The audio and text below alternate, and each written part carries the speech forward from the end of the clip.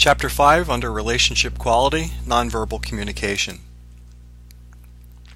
Nonverbal communication includes gestures, signs, body cues that enhance, balance, and compensate for words. If you're not a particularly verbal person and you're stuck for words sometimes, that you might have to find a way to compensate through your use of your body, your gestures, your positioning in the room. All these things signify professionalism. It's important when you start working with a patient in an exam room that you find a comfortable position, and you get better at this. You get more comfortable in the room itself. We sometimes see beginning students looking a little stiff, a little uncomfortable, awkward. This conveys something to the patient. So you want to be comfortable whether you decide to sit or stand when you're working with the patient. You want to make sure also that you look at the patient while taking notes.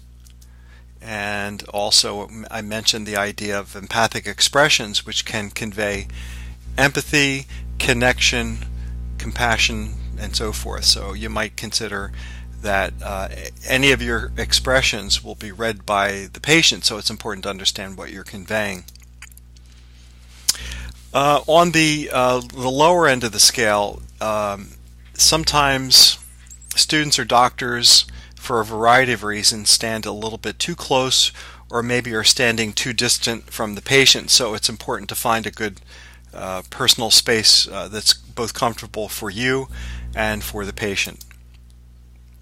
You want to avoid any dismissive gestures, especially when you're under pressure, when the patient is being as nice as they could be, when you're dealing with problem patients, when you're tired and fatigued. You just want to be careful of any kind of gestures that may indicate fatigue, boredom, and whatever issues might come up. The issue here is no eye contact when note-taking. This is the opposite of what I had just mentioned. Sometimes we see that students seem more concerned with the note that they're taking than the patient in the room upon which they're taking the note. So this takes practice. It takes practice to hear the information and then summarize while you're writing. That might be a better way to approach this.